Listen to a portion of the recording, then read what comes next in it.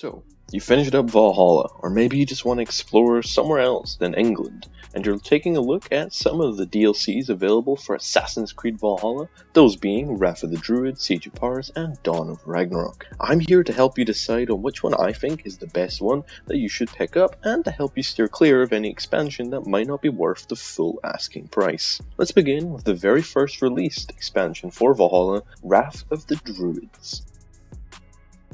The first of Valhalla's DLC is the Wrath of the Druids, which takes Eivor out of England and all the way over to Ireland. In Ireland, Eivor meets up with their cousin, Varid, who has become the king of Dublin and needs help with trade and some other stuff. The story of this DLC is, it's alright. The reason for this, though, why it's just okay, is because Wrath of the Druids is very similar to the base game. It features Eivor helping put people in power and keep people in power. It's obviously got some other story elements, but that's the main gist of the story. I wouldn't recommend this DLC if you're looking for a story that's vastly different from Valhalla's base game. But if the story isn't groundbreaking, the world and amount of new items sure is.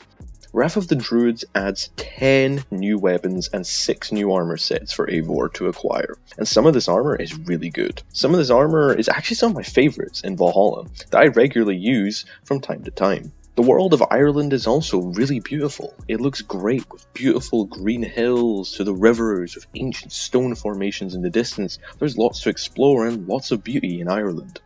Ireland also have a completely new faction, which you might have guessed already. This new faction is the Druids. They play pretty similarly to the other English soldiers, but the twist is they can turn into werewolves. Yeah, it's a little weird, but it's kinda cool at the same time.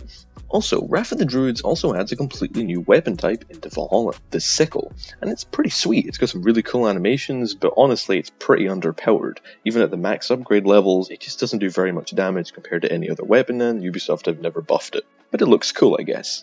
Wrath of the Druids is a fantastic DLC. If you're not too bothered about the story, it's got lots to do, and I think it's one of the strongest DLCs in Valhalla, and I give it a really high recommendation personally. It's got an alright story, even if a little repetitive, a beautiful world, tons of new loot, which I'll also add is the highest amount of new loot from any DLC in Valhalla, and it adds a completely new weapon type. I give Wrath of the Druids a very high recommendation, and I recommend you pick this one up.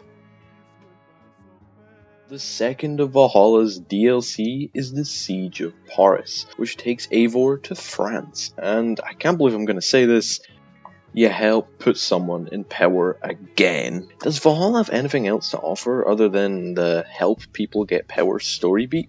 I've got nothing against it, but with half of the main game being about help put people in power, Wrath of the Druids had it, and now the second DLC has the exact same story, it's a little much. The story isn't great, to be honest. I disliked it even more than Wrath of the Druids, which I thought was okay. It just doesn't add anything of value outside of the return of Assassin's Creed Unity's black box missions, which if you don't know are missions that have multiple different ways to enter and assassinate your target. These were really well made and fun, but outside of that, I really didn't like this main campaign. It's got to have some good loot, right? Yeah, it actually does. The Reaper set is incredible. It's one of my favourite armor sets in the game, and when you pair it with a scythe, which is a completely new weapon type, Eivor looks incredible. I love it. Siege of Paris also introduces one-handed swords to the game. There's 4 to collect throughout the whole DLC, but talking about loot, I have to mention the worst part. If you're like me and you like to collect new weapons and armor, and dress your Eivor up and use tons of different weapons, this DLC has 8 weapons, which is great. You got 4 scythes and 4 one-handed swords, which seems sweet, and it is. But it only comes with 2 armor sets.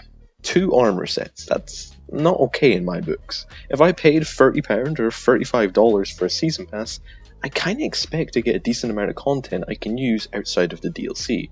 Otherwise I just get a story in a world I will likely never revisit, and some weapons I might just use, which I like to pair a weapon with an armor set. I find this to be a major negative for the DLC, as personally I always enjoy getting new armor, and if there's lack of that, I usually feel pretty disappointed with these DLCs, which you can tell I was with this DLC. France is pretty and quite nice, but the world and the new weapon types is about all I like in this DLC. Siege of Paris, personally, I would give it an avoid rating. I wouldn't recommend this DLC to anyone unless you really want to try out those black box Unity style missions. Other than that, there's just not much reason to pick up the Siege of Paris. And let's move on to the final currently released paid DLC for Valhalla, which is a full-on mythical DLC similar to the Fate of Atlantis from Odyssey. It follows on from the ending of the Asgard storyline from the base game, and it follows Havi, or Odin, going to Svartalfheim and stopping Sutor, the Lord of Muspelheim, taking over the dwarven realm of Svartalfheim. God, it's a lot of names. Story-wise, honestly, depending on if you like the mythological stuff or not, you might actually like this one. The story's fun, it's got some interesting ideas and doesn't follow the typical help guy get power story, and I quite enjoyed it. It might not be the next Red Dead Redemption by any means, but it's decent enough. If you don't like mythological stuff though, probably don't pick up this DLC. It also adds some fun and unique gameplay ideas into the mix, such as a new Svartalfheim only abilities, such as turning into a raven and flying around and then transforming back into Havi/Odin. It's pretty sweet, and also having a fire/ice cloak to walk on fire or ice. Not all the abilities are great, but they're pretty fun for a little bit.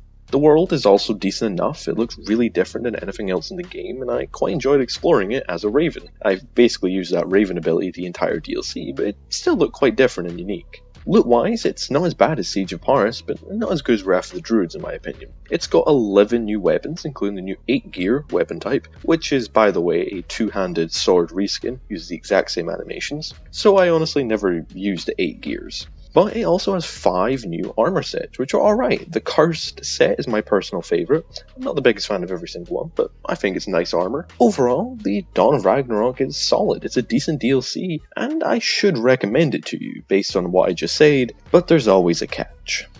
And that catch is, Dawn of Ragnarok launched at £33 or $40, which is nowhere near worth the price of the content.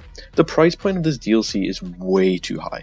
For you're getting about a 10-hour story, and the amount of content you get at full price, I don't recommend this DLC at all. But if you can find this DLC on sale for about £20 or $30, then I'd say yeah, this DLC is pretty solid and worth your time. But I just have to say, please do not pay full price for this DLC. You're not going to get $40 or £33 worth. It just doesn't have that much content.